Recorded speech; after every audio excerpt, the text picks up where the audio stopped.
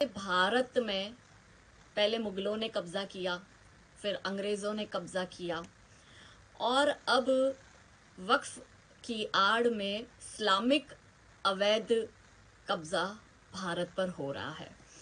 और इसका एक जीता जागता उदाहरण, हालांकि हम तो काफी वर्षों से इस विषय में बोल रहे हैं, मैं हर जगह जब कार्यक्रमों में जाती हूँ तो मैं गुजरात में कितनी जगह कब्जे हुए वो मैं बात करती हूँ। स्पेशली मैं टेम्पल्स के लिए जो है बात करती हूँ कि कौन से ऐतिहासिक मंदिरों पर इन लोगों ने जिहादियों ने कब्जा कर रखा है। लेकिन क्योंकि अभी सबकी एकदम से पूरे भारत की आंख खुली और खास करके भारत की मीडिया की आंख खुली, क्योंकि मीडिया ये मानने को तैयार ही नहीं थी या कोई इस विषय को छूता भी नहीं था। अब हर प्राइम चैनल पर ये विषय चल रहा है। तो बात कब आई सब सामने, जब तमिलनाडु के एक जिला जिसका नाम है तिरुचिपल्ली और उसका एक गांव है तिरुचंदुरई।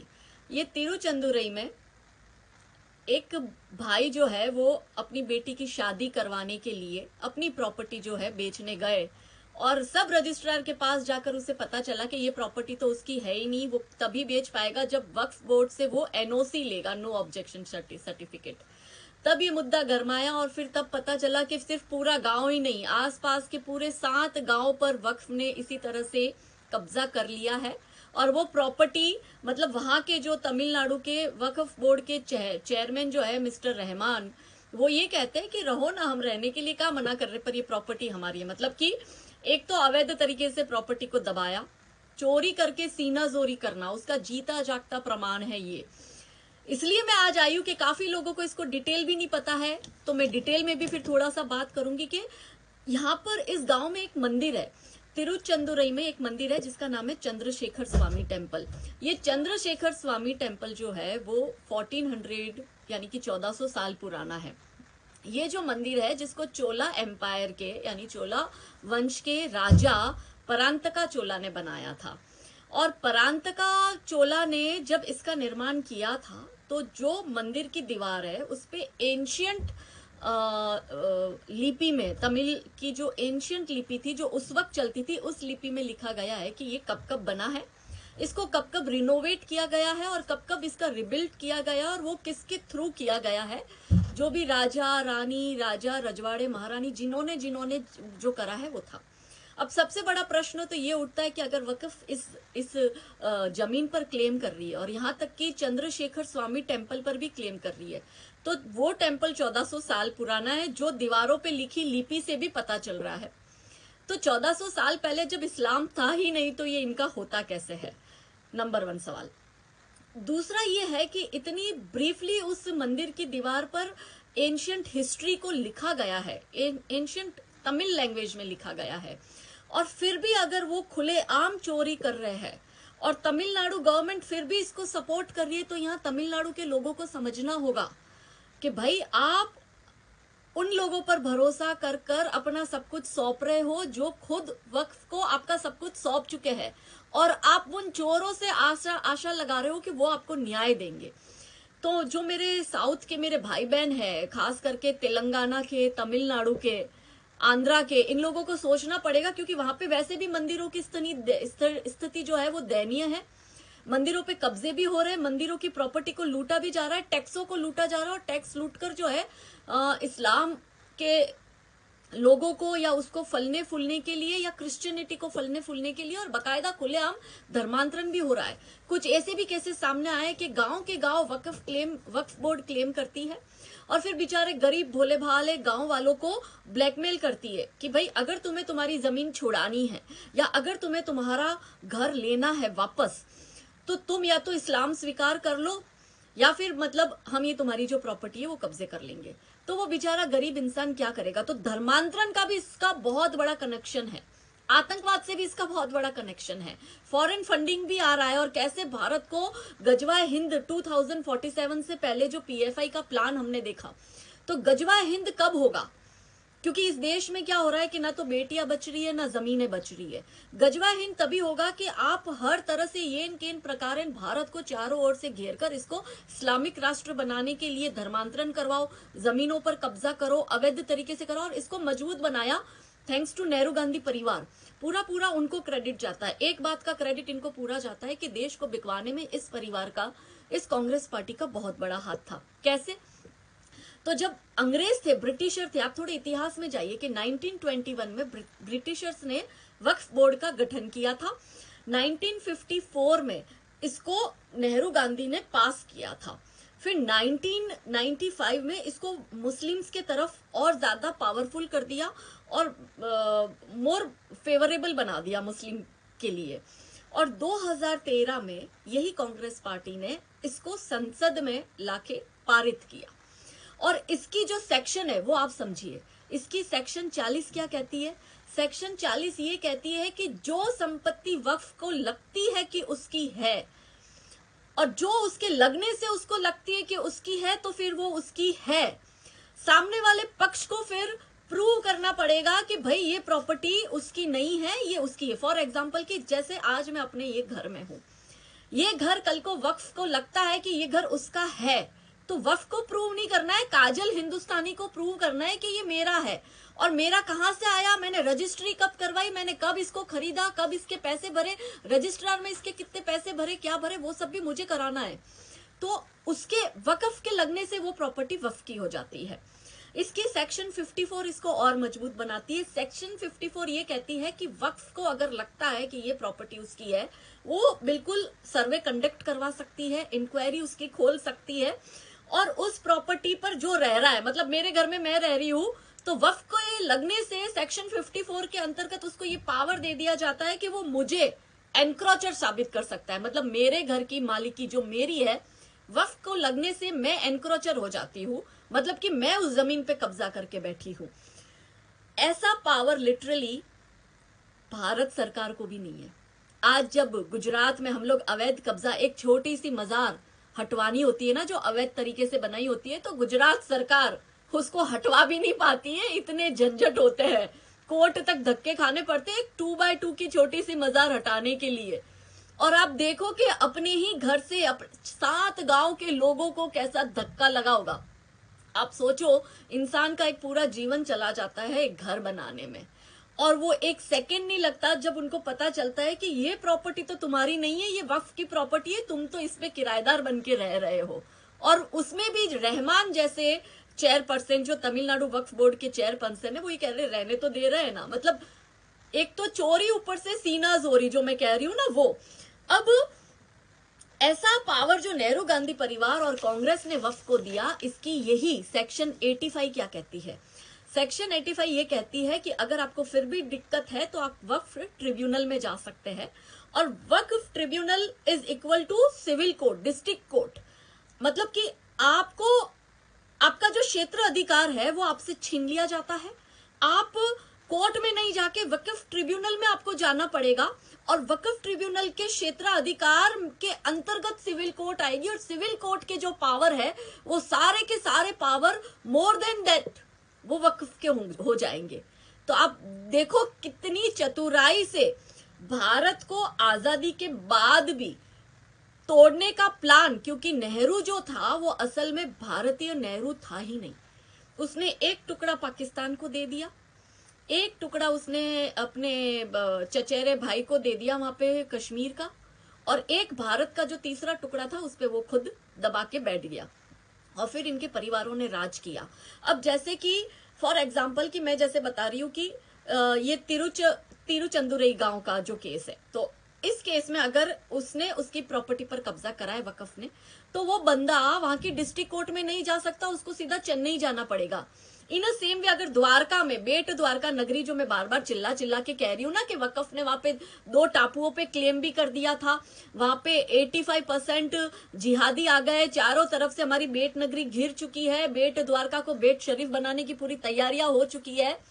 अगर बेट के किसी व्यक्ति के प्रॉपर्टी पर वक्फ क्लेम करता है तो वो जिला कोर्ट में जा ही नहीं सकता, उसको सीधा 600 किलोमीटर दूर हाईकोर्ट कर्नावती में आना पड़ेगा। अहमदाबाद में जो हाईकोर्ट आई है उसको हाईकोर्ट में 700 किलोमीटर दूर आना पड़ेगा, यानी 700 आने के 700 जाने के टोटल 1400 किलोमीटर उसको आना जाना पड़ेगा। अब आप सोचो कि कोई गरीब इंसान जो बेचारा 2 वक्त की कमाई बड़ी मुश्किल से कर पाता है, उसकी जमीन पर वक्फ क्लेम कर देती है और ये वक्फ के क्लेम के बाद में वो डिस्ट्रिक्ट कोर्ट के उसके ऑप्शन बंद हो जाते हैं, उसको ट्रिब्यूनल में ही जाना है और ट्रिब्यूनल का फैसला ही आखिरी फैसला होगा।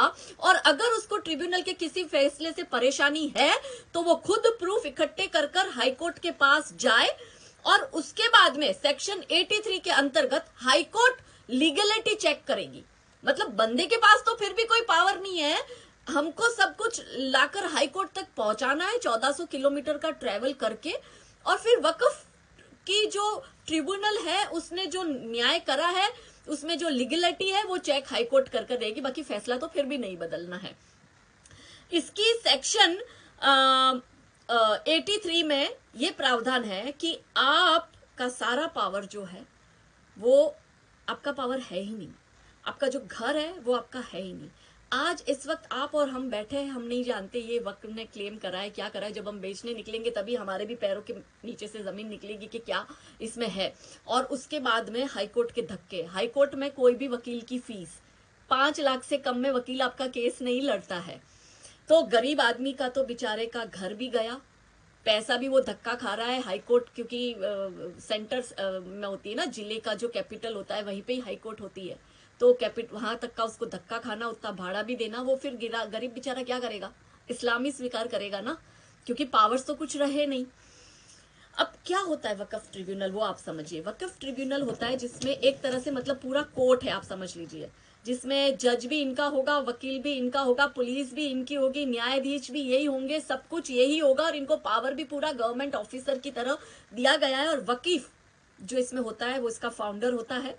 मुतावलीज होते हैं इसमें, ये ट्रिब्यूनल में, यानी कि मुतावलीज मतलब ट्रस्टी काइंड ऑफ। कादी इसमें होते हैं, कादी यानी कि जज, और ये सारे के सारे मुस्लिम्स होते हैं।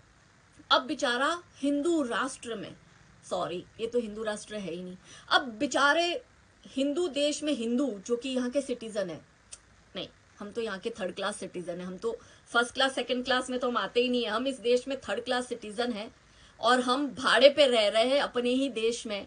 और ये देश अब शरिया की तरफ, शरिया के हिसाब से जो है वक्फ बोर्ड बना दिया गया है, उसी के ही कानून के हिसाब से हमें जाना पड़ेगा। सिविल कोर्ट के हमारे दरवाजे बंद हो चुके हैं और इसमें हमें उन्हीं के ही वकील, उन्हीं के ही जज, उन्हीं के ही सर्वे वालों से हाथ जोड़ के विनती करनी पड़ेगी कि हे प्रभु, हम जो है, हम हिंदू है और इस देश में जन्म लेकर हमने बहुत बड़ी गलती कर दी है। हमारी ये भी सबसे बड़ी गलती हो गई कि हमारे पूर्वज लड़े और उन्होंने इस्लाम स्वीकार नहीं किया, और उसका जो हानि जो है वो हमें नेहरू गांधी की तरफ से अभिशाप मिला है, क्योंकि वो इस देश के प्रथम प्रधानमंत्री थे और फिर 50 वर्ष तक नेहरू गांधी ने इस देश पे राज किया, कांग्रेस ने राज किया, तो हमें कंप्लीटली गुलाम बनाकर गए और इस गुलामी की बेड़ी में हम जकड़े हुए हैं। इसलिए प्लीज हमारी ये मिन्नत है कि ये प्रॉपर्टी जो है हमारी है, या तो हमें दे दो।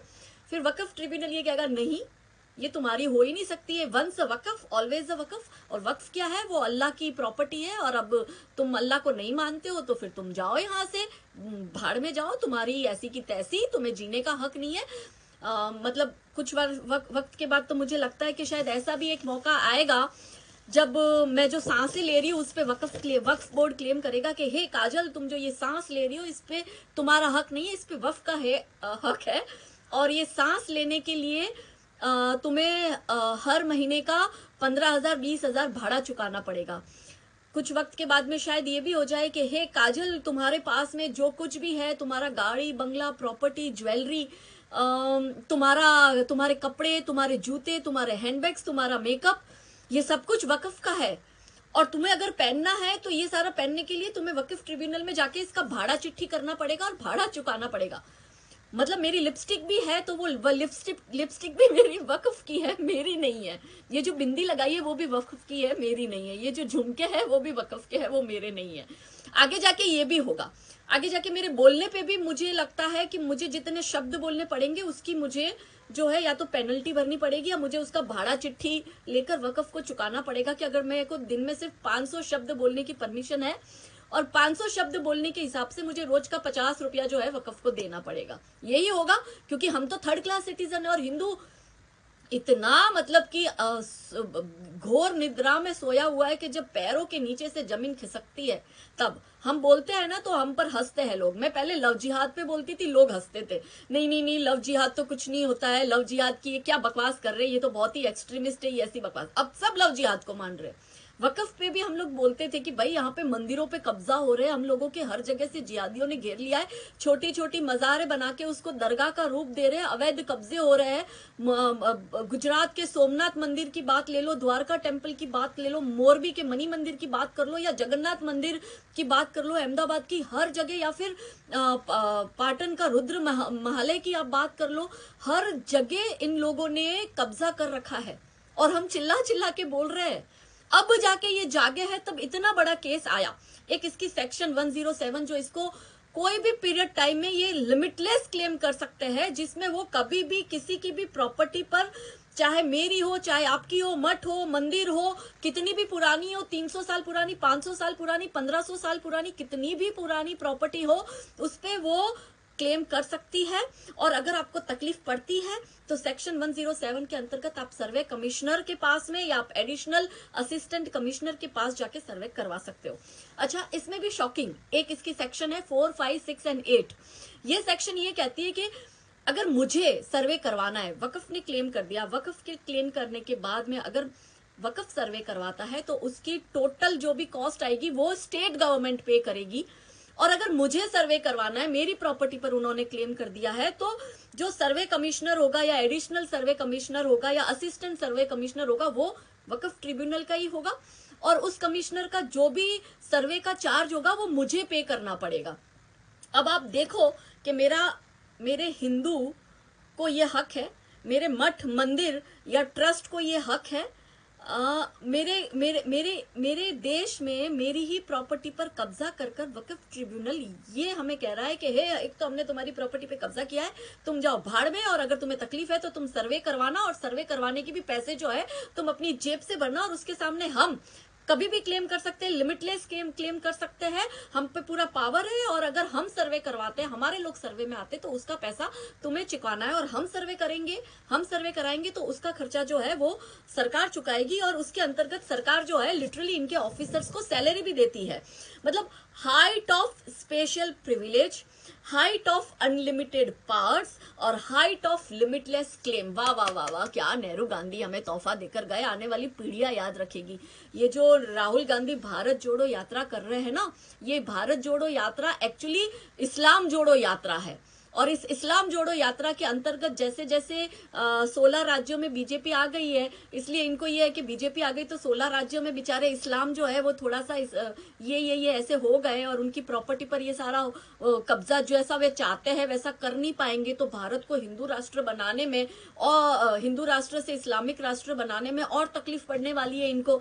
इस वजह से ये लोग क्या है कि भारत जोड़ो यात्रा के नाम पर इस्लाम जोड़ो यात्रा ये लोग चला रहे हैं। पर सबसे बड़ा प्रश्न ये है कि जो सैलरी इन लोगों को वक्फ के सारे अधिकारियों को मिलती है, क्या ऐसी सैलरी मेरे पंडित, मेरे पुजारी, मेरे शंकराचार्य, आचार्य, महंत, महाराज, किसी को भी पब्लिक सर्वेंट की तरह इनको गवर्नमेंट जॉब पर जो एक पब्लिक सर्वेंट को नौकरी सैलरी मिलती है, क्या ऐसी सैलरी हमारों को मिलती है? हमारे देश में कोई भी और हो, मुस्लिम्स के सिवाय पारसी है, जैन है, बुद्ध है, हिंदू है, जो भी है, इन सबको क्या ऐसी सैलरी मिल रही है? नहीं मिल रही है। क्या ऐसे प्रिविलेज मिल रहे हैं? नहीं मिल रहे। क्या ऐसे कानून किसी और धर्म विशेष के लिए? नहीं है। तो आप समझे कि किस तरह से भारत को पूरा प्रोपोगेंडा के साथ इस्लामिक राष्ट्र बनाने के लिए आज से 75 साल पहले प्लानिंग हो चुकी थी।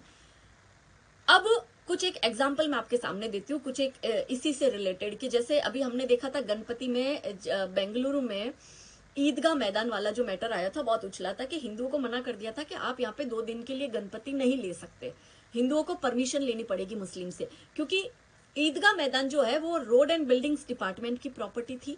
उस प्रॉपर्टी पर इन लोगों ने नमाज पढ़नी शुरू कर दी अवैध तरीके से। और क्योंकि ये लोग वहां पे नमाज पढ़ते हैं, इसलिए वंस जो नमाज पढ़ रहा है वो अल्लाह का बंदा है, और अल्लाह का बंदा है मतलब वो वक्फ की प्रॉपर्टी, और वंस वक्फ ऑलवेज अ वक्फ। और वक्फ प्रॉपर्टी हो गई मतलब कि हिंदू तो फिर तो उसका तो कुछ अस्तित्व ही नहीं रहता है। तो इसमें जो है हिंदू पक्ष गया हाई कोर्ट में। तो हाई कोर्ट में जो है हिंदू को के फेवर में आया कि नहीं भाई, ये प्रॉपर्टी जो है सबकी है, पूरा शहर इसको यूज कर सकता है। अगर मुस्लिम इसमें बैठ के नमाज पढ़ते हैं तो हिंदू भी इसमें गणपति पूजा कर सकता है। तो रातों रात 11 घंटे के अंतर्गत इनका इकोसिस्टम देखो कि ये सुप्रीम कोर्ट पहुंचे। सुप्रीम कोर्ट के पास ऑलरेडी 80,000 केस पेंडिंग है जिस पर वो कोई निर्णय वर्षों से दे नहीं पा रहे, मगर ये ईदगाह वाले मैदान में सुप्रीम कोर्ट ने ताबड़तोड़ डिसीजन लेकर कहा कि नहीं भाई, यहाँ तो तुम हो थर्ड नंबर के नागरिक, थर्ड क्लास नागरिक हो, हिंदू हो, तुमको सांस लेने में भी शुक्र मनाओ, वक्त तुमको सांस लेने दे रहा है इस देश में, वरना तुम्हें वो भी हक नहीं है और इसमें तुम गणपति आराधना पूजा नहीं कर सकते, क्योंकि यहाँ पर ये अवैध तरीके से घुसे हुए हैं और अवैध तरीके से घुसकर ये नमाज कर रहे हैं और अवैध तरीके से ये भले कुछ भी करते हो मगर फिर भी इनको 2013 में सोनिया अम्मा यानी कि एंटोनिया माइनो की सरकार ने इतने पावर्स दे रखे हैं कि ये किसी भी चीज पर हाथ रखकर ये अपनी कह सकते हैं। एक और एग्जाम्पल दूसरा मैं देती हूँ, सूरत म्युनिसिपल कॉर्पोरेशन का, हमारे गुजरात का। एसएमसी की ऐतिहासिक बिल्डिंग थी, जो 100 वर्ष पुरानी ऐतिहासिक बिल्डिंग थी, उस सूरत म्युनिसिपल कॉर्पोरेशन की बिल्डिंग पर इसी साल की, पिछले एक साल के अंदर की ही ये घटना है, उस पर वक्फ ने क्लेम कर दिया। वक्फ ने क्लेम कर उसमें क्या अपना तर्क रखा, तर्क उसने हाई कोर्ट में ये रखा कि ये प्रॉपर्टी हमारी है। और क्यों हमारी है? क्योंकि अंग्रेजों के पहले इस प्रॉपर्टी पर जो है ब्रिटिशर्स आए तो ये प्रॉपर्टी उसकी हो गई, उससे पहले ये मुगल एरा में हमारी थी।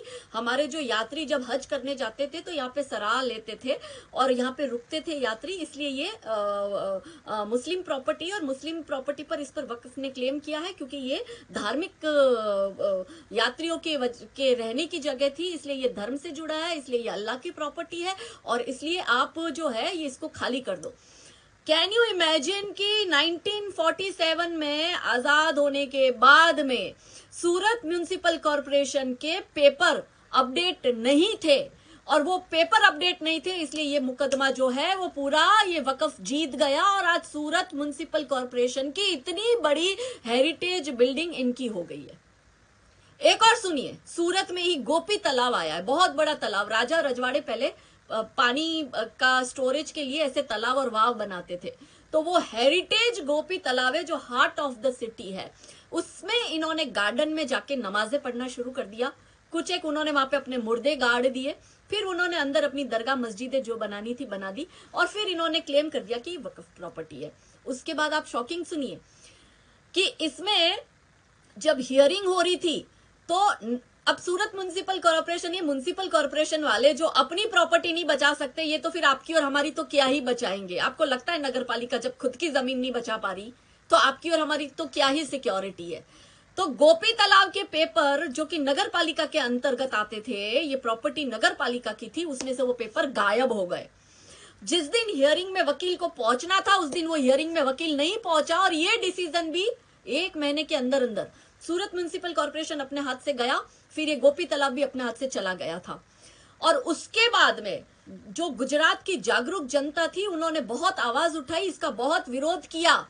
तो ये जो कुछ चोर उचक के लोग जो बैठे थे सत्ता में उनको लगा, और ये चोर उचक के कुछ एक चाहे नेता हो जाए चाहे वहां के सरकारी अधिकारी हो जाए, ये कुछ एक सरकारी अधिकारी कुछ एक चोर उचक्कों को लगा कि भाई गुजरात की पब्लिक जो है अब इस गोपी तालाब वाले मैटर पर ज्यादा एग्रेसिव हो रही है, तो फिर सडनली वापस पेपर और सब कुछ वापस आ गया और फिर से ये मुद्दा हाई कोर्ट में गया और सारा साबित हुआ और गोपी तालाब वापस हिंदुओं के पास आया, वापस ये सरकार के पास ये प्रॉपर्टी आई। अब देखो कैसे होता है, अभी के कुछ सरकारी अधिकारी, कुछ नेता, कुछ सिस्टम में बैठे करप्ट ब्यूरोक्रेट्स, ये आज के जमाने के औरंगजेब और खिलजी बनकर बैठे हैं जो लिख लिख कर हमारे टुकड़े इन इस्लामियों को दे रहे हैं और इनके घर तक पेटियां पहुंच रही है।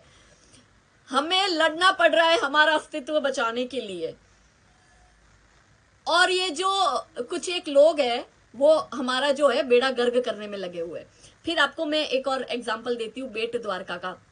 2 टापू वक्फ ने क्लेम कर दिए बेट द्वारका में। ये लोग गए हाई कोर्ट में, हाई कोर्ट में इनको लताड़ पड़ी है गुजरात हाई कोर्ट से कि जो कृष्ण नगरी है, जो कृष्ण भूमि है, आप कह रहे हो उस भूमि पर टोटल बेट द्वारका में 10 टापू है, 10 में से 2 पे इन्होंने क्लेम कर दिया। तो इन्होंने कहा कि जो कृष्ण भूमि है उसके बेट टापू को आप अपना बता रहे हो। मतलब ये कैसी बात होगी कि कृष्ण भूमि कब से मतलब अल्लाह की हो गई। और फिर इनको लताड़ लगा के वहां से निकाला गया है। और उसके बाद में तो इस मैटर ने इतना हो हल्ला किया कि फिर ये वहां के जो कुछ एक मुस्लिम संगठन थे, उन्होंने फिर है ना खुद की बची कुची इज्जत बचाने के लिए एक लेटर इशू किया कि वो जो वक्फ का जो क्लेम किया था वो तो फर्जी वक्फ थी, हम ओरिजिनल है, हमने ऐसा कोई क्लेम नहीं किया, ऐसा करके कन्नी काटने की कोशिश करी। पर क्या है ना कि सब लोग तो गधे नहीं है ना, दिमाग तो है ना, सब लोग तो नेहरू गांधी परिवार के वंशज है नहीं, राहुल गांधी टाइप के। हमें समझ में नहीं आएगा कि तुम्हारा प्लान क्या है, या तुम्हारी मॉडस ऑपरेंडी क्या है, या तुम्हारा इस्लामिक राष्ट्र बनाने के लिए तुम किस दिशा से जा रहे हो। ये तो गुजरात की पब्लिक थी कि जिसने इतनी आवाज उठाई, और यहाँ पे बीजेपी की गवर्नमेंट है, इसलिए ये वापस रिक्लेम भी हम कर पा रहे हैं। हिम्मत है तो करके दिखाओ, तमिलनाडु में या तेलंगाना में, या आप आंध्रा में करके दिखाओ, नहीं करके दिखा पाओगे। आप सोचिए कि भाजपा राज्य में अगर इतना संघर्ष करना पड़ रहा है तो उन राज्यों की क्या हालत होगी जहां भाजपा का राज्य नहीं है। वहां तो आप सोचो कि वहां के नागरिक तो सब कुछ विचारों का लूट चुका है, सब कुछ खत्म हो चुका है। यहाँ पे कम से कम हमारी सुनते तो है, देर से ही सही एक्शन तो होता है। वहां पे तो वो भी नहीं होता अगर किसी और की गवर्नमेंट है तो, नॉन बीजेपी गवर्नमेंट है तो। That's the fact. बहुत से लोग कमेंट में लिखते हैं बीजेपी क्या कर रही है, बीजेपी क्या कर रही है। मैं एक बात बताती हूँ कि कुछ एक लोग एक ऐसे सिस्टम में है, इस सिस्टम में कि वो कुछ एक लोग अपने पावर का दुरुपयोग करते हैं, और कहते हैं ना कि power corrupts and absolute power corrupts absolutely. ये जो कोट है अंग्रेजी में, ये इस पे साबित होता है। तो कुछ सत्ताधारी लोगों के हाथ में अगर पावर आ जाता है और वो सत्ताधारी इंसान गलत है तो वो क्या करेगा, पावर का गलत ही उपयोग करेगा। इसी जगह आप देखिए कि मोदी जी है, अमित भाई शाह है, योगी जी है, हेमंत बिश्वा शर्मा जी है, these are the right people. इनके हाथ में जब जब पावर आया, इन्होंने पावर का सदुपयोग कर कर सही दिशा में देश हित में कार्य किया है। और उसी के सामने अगर आप देखो कि कुछ एक लोग जो है गलत तरीके से आ जाता है तो वो दुरुपयोग भी करते हैं। एक और एग्जांपल मैं आपको बताती हूँ, सूरत का शिव शक्ति सोसाइटी। शिव शक्ति सोसाइटी जो थी वो पूरी हिंदू सोसाइटी थी, उसमें एक मुस्लिम घुस गया और उसने जो है वो मकान जो है सोसाइटी के अंदर मकान था वो अपने नाम पर करवा दिया। अब क्या उसका रीजन रहा होगा, वो बंदा हिंदू बंदे ने क्या मतलब ब्याज व्याज में आ गया चक्कर में, या पता नहीं किस चक्कर में आया, उसने मकान उसको बेच दिया। और उस जिस मुस्लिम बंदे ने खरीदा ना, उसने वो मकान जो है वो वक्फ को दे दिया। जबकि ये रूल है कि आप कोई घर दे नहीं सकते हो, ट्रस्ट और सोसाइटी ही आप ट्रांसफर कर सकते हो, आप इंडिविजुअल मकान इस तरह से ट्रांसफर नहीं कर सकते। इन्होंने उसको ट्रांसफर कर दिया और फिर सडनली वहां पे उसी घर में ये लोग मस्जिद बना दिए, और उसमें बाहर से आसपास के सब जगह से जो लोग हैं नमाज आकर करने लग गए। और शिव शक्ति सोसाइटी वाला ये मैटर जो है बहुत हाईलाइट भी हुआ था, और अभी पता नहीं इसका क्या चल रहा है, बेचारे लड़ रहे होंगे कोर्ट में। और क्या, वही तो हिंदुओं के नसीब में है, जूते घिसवाओ, पैसे घिसवाओ, कोर्ट में लड़ो, कोर्ट कचहरी के धक्के खाओ, क्योंकि इस देश में तो तुम थर्ड क्लास सिटीजन हो। उसके बाद में मैं आपको एक और एग्जाम्पल बताती हूँ। दिल्ली में 77% प्रॉपर्टी जो है वो वक्फ लैंड है। जी हाँ, आपको शौक लग रहा होगा, पर वक्फ लैंड है 77% प्रॉपर्टी। आरटीआई करवा लेना दिल्ली वालों। थोड़ी बहुत जो बची थी वो आपने केजरीवाल के नाम कर दी मुफ्तखोरी के चक्कर में, और बाकी जो थी वो कांग्रेस राज में 77% दिल्ली जो है वो लुटा ली गई इन औरंगजेब और खिलजी की औलादों को। इसके बाद राजीव गांधी ने क्या किया, 1984 में राजीव गांधी ने हरियाणा और पंजाब की जब ट्रांसफर हुआ था कि हरियाणा और पंजाब से जो मुस्लिम्स जो है पाकिस्तान गए, और वहां उनकी जो यहाँ पे प्रॉपर्टी थी वो प्रॉपर्टी कुछ एक उन्होंने वक्फ के ट्रांसफर कर दी, कुछ एक अपने रिश्तेदारों को दे दी, और बाकी की कुछ प्रॉपर्टी जो है, क्योंकि हरियाणा और पंजाब के बॉर्डर से सटे काफी ऐसे सिंधी लोग थे, पंजाबी और सिख लोग थे जिनको भारत में जमीन देनी थी और उनको वहां सेटल करना था।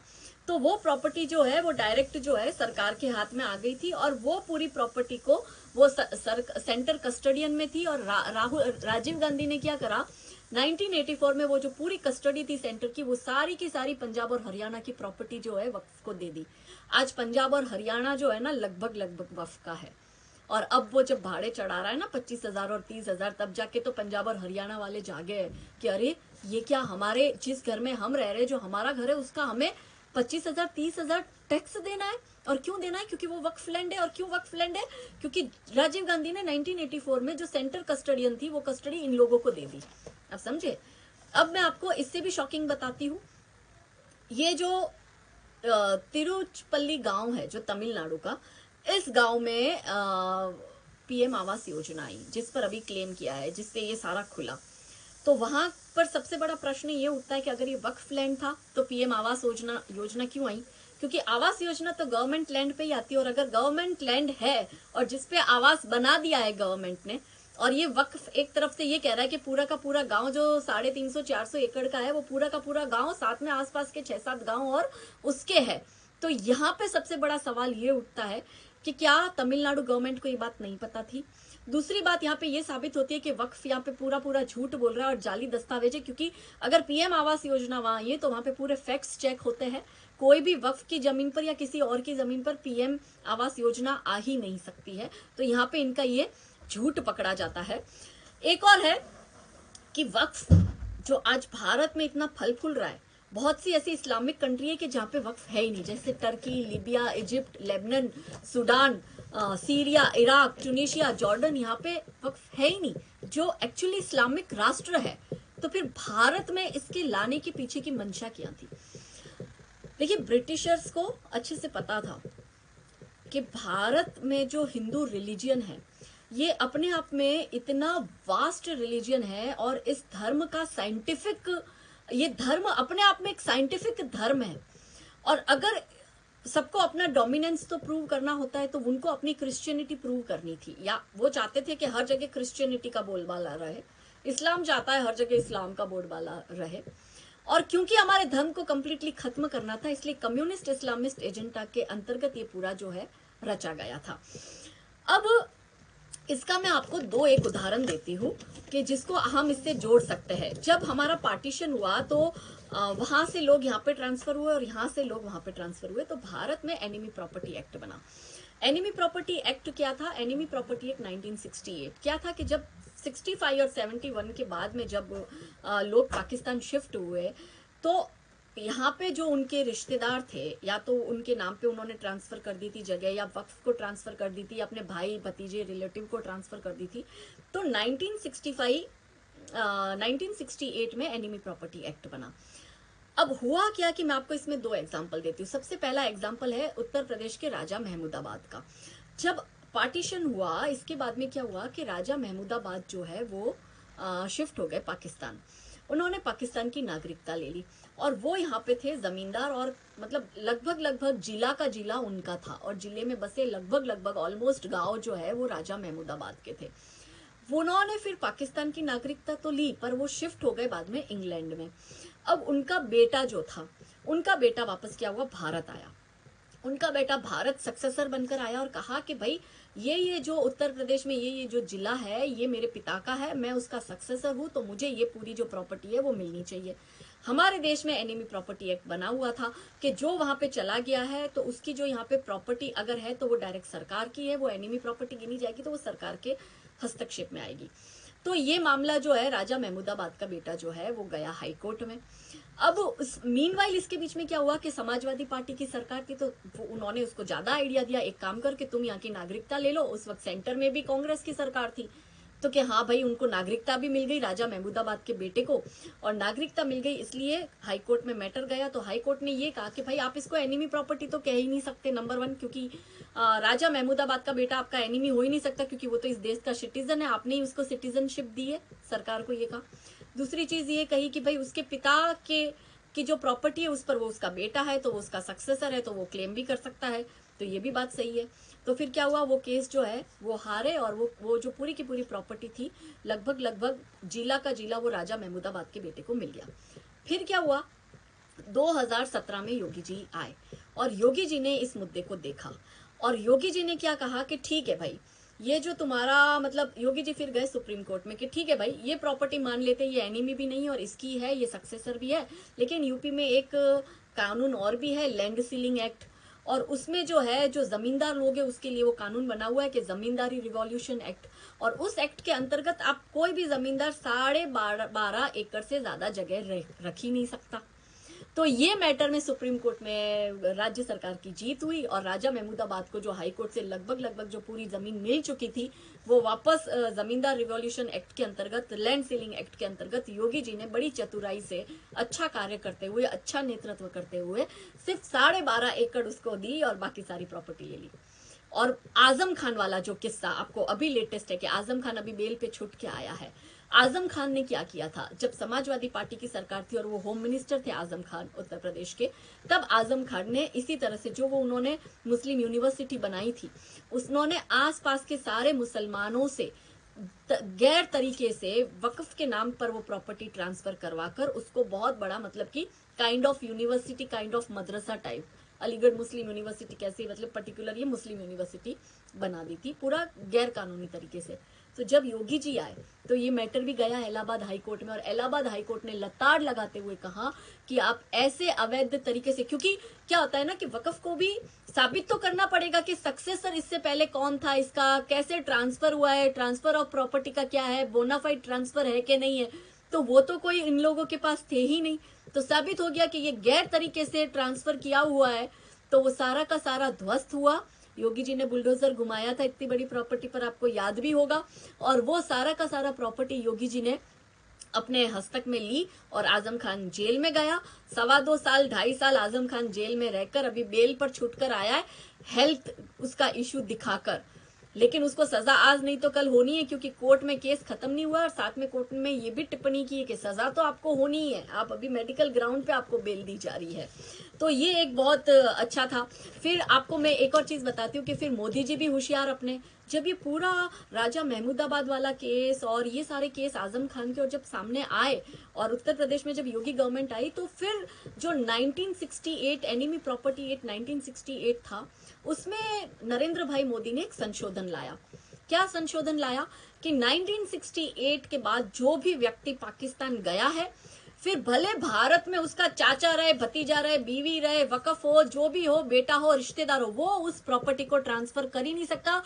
वो प्रॉपर्टी बाय डिफॉल्ट गवर्नमेंट की हो जाती है। और उसी के अंतर्गत अभी योगी जी 1968 के बाद ऐसे जो भी सक्सेसर गलत क्लेम कर उस प्रॉपर्टी पे बैठे, इंक्लूडिंग राजा महमूदाबाद का बेटा, वो सारी प्रॉपर्टी राज्य सरकार अपने कंट्रोल में रह रही है शांति से। योगी जी ने कितना बड़ा काम कर लिया है, मोदी जी ने कितना बड़ा काम कर लिया संशोधन लाके, तुम्हें पता भी नहीं है। बस कुछ एक जो मोदी विरोधी लोग हैं, छोटी छोटी बात में मोदी क्या कर रहा है, बीजेपी क्या कर रही है, क्या इसलिए वोट दिया था, और ऐसे करके हो अल्लाह मचाते हो। पर इनसाइड स्टोरी ये भी है, हर सिक्के के दो पहलू होते हैं। आप उस पहलू को देखकर चिल्लाने तो लग जाते हो जो आपको दिखाई देता है, पर जो जो नहीं दिखाई देता उसमें आप कोशिश भी नहीं करते कि उसकी तह तक जाए या उस बात को जाने परखे। बस ब्लेम, मोदी क्या कर रहा है, बीजेपी क्या कर रही है, मोदी क्या कर रहा है, बीजेपी, अरे वो है ना। तब तो अब अगर आज कांग्रेस होती ना, तो आप बिलीव नहीं कर सकते कि 10 साल और कांग्रेस को दे दिए होते ना 2014 के बाद, तो आप और हम सब बिक गए होते, समझ गए। तो ये जो 8 साल में जो बचा कर रखा है ना, आप और हम अभी बचे हुए हैं ना, तो वो मोदी जी की ही देन है। इतना उनका थैंकफुल रहो, इतने ग्रेटफुल रहो उनके। फिर मैं आपको एक और आपको इसका इंसिडेंट बताती हूँ कि जब पार्टीशन हुआ था तो उस वक्त क्या था कि टोटल 42 लाख स्क्वायर किलोमीटर जगह थी। अब हुआ क्या कि जो भारत से जो मुसलमान पाकिस्तान चले गए, तो 10 लाख स्क्वायर किलोमीटर जगह ऑलरेडी पाकिस्तान का टुकड़ा बनाकर उन लोगों को दे दी गई थी। अब होना क्या था कि पूरा ट्रांसफर होना था, मुस्लिम वहां जाने थे, हिंदू यहाँ जाने थे, बट नेहरू ने ये होने नहीं दिया। उसके पीछे ये साजिश थी कि भाई ये नारा लगाते हैं ना कि लड़के लिया पाकिस्तान, हंस के लेंगे हिंदुस्तान, तो वो तब से प्लानिंग चली आ रही थी।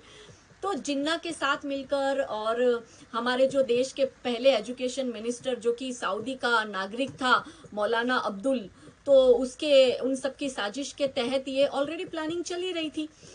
तो इन्होंने क्या किया कि 42 लाख स्क्वायर किलोमीटर के सामने पाकिस्तान को 10 लाख स्क्वायर किलोमीटर जगह दे दी, जो वहां चले गए। अच्छा, उनके जो रिलेटिव यहाँ पे रह रहे थे या जो यहाँ पे बस गए थे, उनके सक्सेसर वो इधर बना के गए या वकफ के नाम पर ट्रांसफर कर गए। तो आज की तारीख में 8 लाख स्क्वायर किलोमीटर जितनी जगह जो है वो वफ के पास है या मुस्लिम्स के इसी तरह से गलत तरीके से सक्सेसर बनाकर उनके नाम पर है।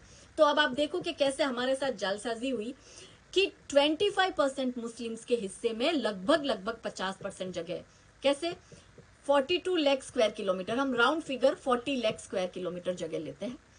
10 lakh square kilometre already Pakistan का टुकड़ा काट के दे दिया था। और भारत में आज की तारीख में 8 लाख स्क्वायर किलोमीटर ये बता रहे, पर मैं इसमें 2 लाख और ज्यादा जोड़ती हूँ तो 10 लाख स्क्वायर किलोमीटर, यानी लगभग लगभग 40 का आधा 20 लाख स्क्वायर किलोमीटर जो है वो पूरी पाकिस्तान और भारत के मुसलमानों के पास है।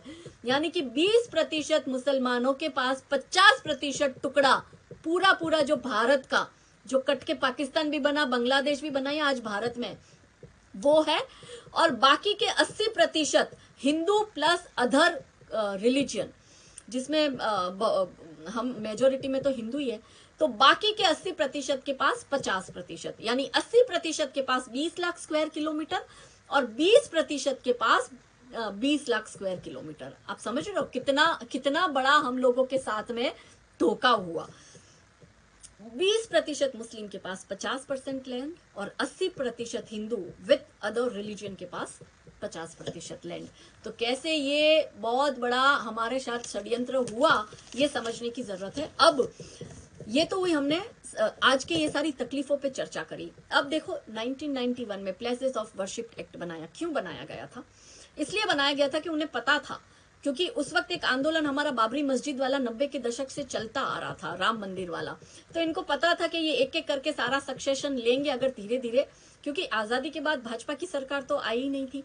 और जिस तरह से द राइज ऑफ हिंदुइज्म हो रहा था उस वक्त 90 के दशक में, तो इनको डर लग गया कि भाई इस तरह से तो फिर ये मथुरा, काशी और जो 40,000 टेम्पल जो तोड़ तोड़ कर उस पर टोपी बनाकर सारा जो इस्लामिक अवैध कब्जा हुआ है उस पर ये लोग सक्सेसर क्लेम करेंगे। इसलिए इन्होंने 1991 में प्लेसेस ऑफ वर्शिप एक्ट लाया, ताकि यथावत जो स्थिति 47 के वक्त थी वही स्थिति रहे, हिंदू फिर से रिक्लेम ना कर सके।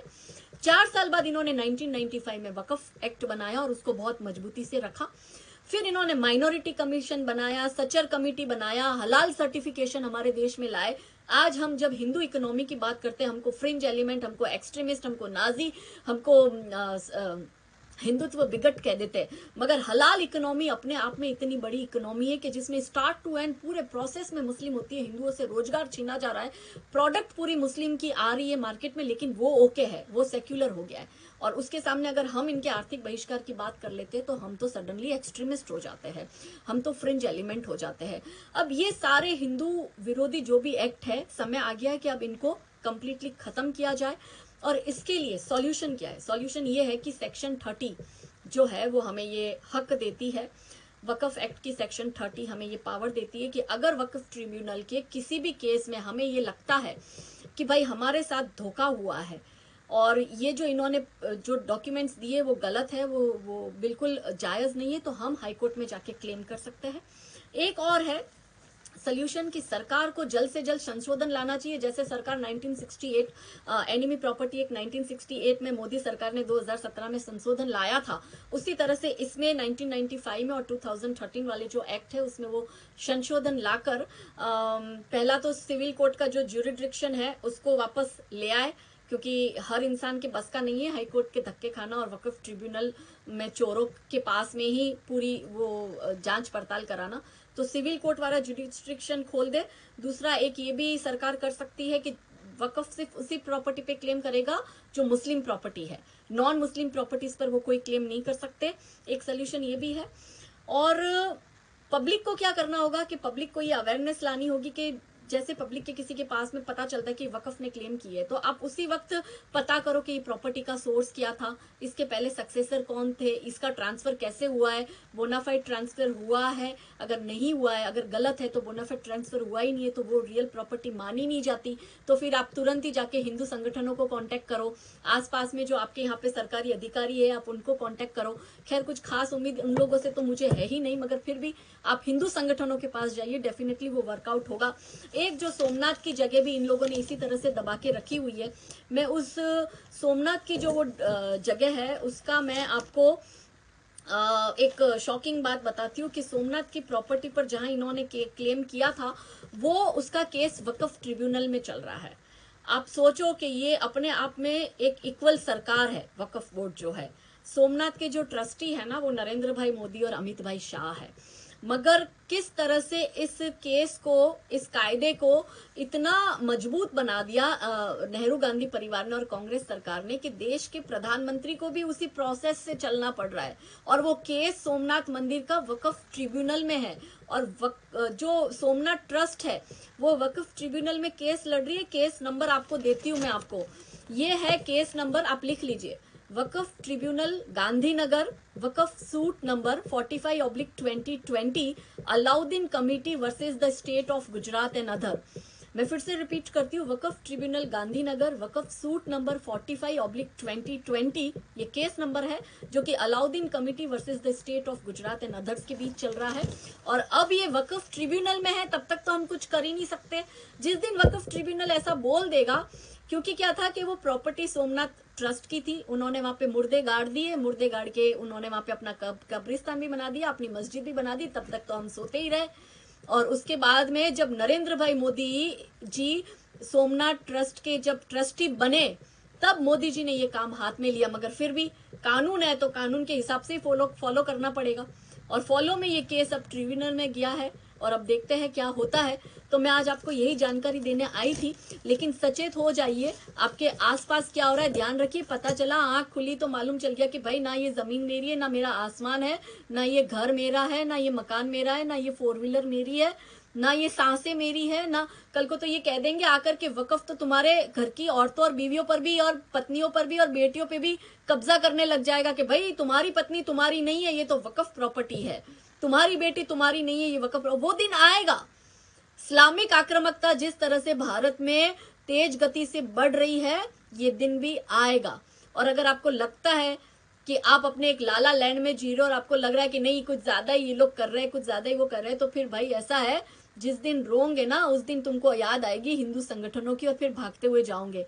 पहले हम कहते थे ना लव जिहाद में, तो हम बोलते थे ना, सब हंसते थे। आज मैं आपको बता रही हूँ, मैं गुजरात में रहती हूँ, गुजरात के लगभग हर एक समाज में अब समाज के लोग इकट्ठा होके लव जिहाद पर बकायदा कार्यक्रम करने लगे। मैं खुद जाती हूँ उन कार्यक्रमों में, मुझे बुलाया जाता है कि प्लीज आप आके एडवाइस करिए, गाइड करिए, क्या करें हमारी महिलाएं, कैसे हम इन जिहादी आतंकवादियों से अपने आप को बचाए। देखिए ये जिहादी वायरस है, जैसे कोरोना वायरस से कोई नहीं बचाना, इस जिहादी वायरस से कोई नहीं बचना है। आज ये वायरस बाजू के पड़ोसी के घर में है, कल ये हमारे घर भी आएगा। इसलिए सबसे पहले तो आप ये काम करिए कि आप जो बड़ी हिंदू संगठन है, जो बड़े लेवल के हिंदू संगठन है, आप उन हिंदू संगठनों से जुड़िए और उनके साथ जुड़कर आप डे टू डे एक्टिविटी में या एटलीस्ट हफ्ते में एक बार उनके साथ बैठिए, काम करिए, तब आपको पता चलेगा। सरकार अपना काम कर रही है, मोदी जी योगी जी बहुत अच्छे से अपना काम कर रहे हैं, नरेंद्र भाई मोदी है ना, इसलिए सोच लो कि ये पिछले 8 साल में हम लोग इतने सुरक्षित हुए। चाहे डिफेंस में देख लो हमारी सुरक्षा इतनी है, इंटरनल आतंकवादी हमले इतने होते थे वो सारे बंद हो गए। अब ये क्या करते, छुटमुट्टी ऐसे ये लोग टारगेट किलिंग करते हैं, सर तन से जुदा वाली जो ये हरकतें करते हैं, मगर हमको कितनी सेफ्टी दी है। आज अगर मोदी जी नहीं होते ना और 10 साल और कांग्रेस इस देश में रही होती ना, 2014 से 2024 तक, गारंटी है बिक गए होते हैं आप और हम सब लोग। ये पूरी प्लानिंग थी। और ये 2047 की पीएफआई का जो मेमोरेंडम आया है बाहर, वो ऐसे ही नहीं आया, वो पहले से बनी हुई थी। इसलिए सच्चर कमेटी बनी, इसलिए तो मुस्लिम लीग बनी, इसलिए तो मुस्लिम पर्सनल लॉ बोर्ड बने, इसलिए तो ये वक्फ एक्ट बना। ये सब उसी दिशा के कार्य थे कि कैसे, क्योंकि आप कंप्लीटली तो सब मुसलमानों को दे नहीं सकते थे 47 में, क्योंकि हिंदुओं की आबादी ज्यादा थी। इसलिए इन लोगों ने एक टुकड़ा अलग कर उनको अलग कर फिर अपने ही लोग भारत में छोड़े। ये स्लीपर सेल है इनके भारत में, जो इस्लामिक राष्ट्र बनाने की कोशिश कर रहे हैं। शायद वो स्लीपर सेल आपका बहुत अच्छा अब्दुल दोस्त भी हो सकता है, आपको लगेगा वो तो मेरा बहुत अच्छा दोस्त है, लेकिन अब्दुल का एजेंडा बहुत क्लियर है। अब्दुल अपने एजेंडे पे ही काम कर रहा है और उसका एजेंडा है गजवाए हिंद का, और वही उसको दिन में 5 बार नमाज में करवाया जाता है, वही उसको जुम्मे की नमाज में सिखाया जाता है, वही लाइन पे वो चल रहा है। उसमें अब्दुल का कोई दोष नहीं है मेरे भाइयों, दोष हमारा है कि हम जो है, हम चोर को ही चौकीदार बना के उसके हाथ में ही हमने चाबी दे दी कि अरे ये तो अपना अब्दुल बहुत अच्छा यार है, ये तो ध्यान रखेगा, लेकिन वो तुम्हारे घर पे कब्जा करेगा। यही हुआ कश्मीरी हिंदुओं के साथ, रातों रात 7 लाख कश्मीरी हिंदू निकल गए। 30 साल बाद कोर्ट क्या कहती है कि अब ये पुराना मैटर हो गया। आज वहां पे 40,000 रोहिंग्या और बांग्लादेशी बस चुके हैं, मगर हिंदू बेचारे वहां पे बसने जाते हैं तो ये नाम पूछ पूछ के ये आतंकवादी उनको मारते हैं। और फिर मॉडरेट मुस्लिम क्या कहते हैं, हमने थोड़ी ना किया है, रेडिकल ने किया है, हम तो ऐसे नहीं है ना।